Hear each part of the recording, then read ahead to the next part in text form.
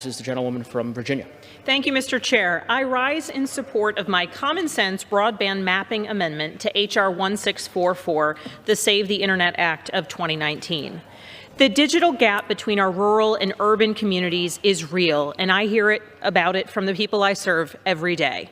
According to the FCC's 2018 broadband deployment report, more than 30% of rural Americans lack access to high-speed fixed broadband, compared to only 2% of urban Americans. This disparity has long-term implications for the economic strength and security of our country. In rural America, a lack of reliable broadband internet makes it harder for businesses to find customers and attract new employees. Without reliable broadband internet, communities across this country face challenges attracting new businesses and investment. In rural America, farmers have a tougher time using the latest precision agriculture technology, and in places without reliable broadband internet, kids find it difficult to complete their homework assignments.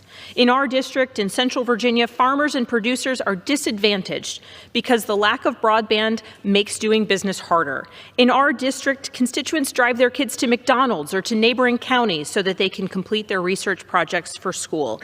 And what's happening in our district is happening nationwide. Today, we are considering a critical piece of legislation to champion the idea of a free and open internet. There's no question that rural broadband internet access should be a part of this conversation, as this bill would also include a provision to restore the FCC's authority to fund the expansion of broadband access across our rural communities. But right now, there are many questions surrounding the accuracy of the FCC's broadband internet maps, which detail which areas in the United States have high-speed internet coverage and which do not. These maps have important implications for our rural communities, schools, and businesses. These maps are used to award funding and subsidies to expand broadband coverage to areas that don't have it.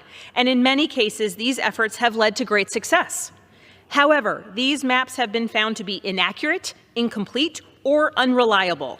Often, a map will claim an entire area is covered by high-speed broadband when in reality only a small portion of that area has reliable coverage. This trend should not be the status quo in our digital age because it leaves so many rural families underserved.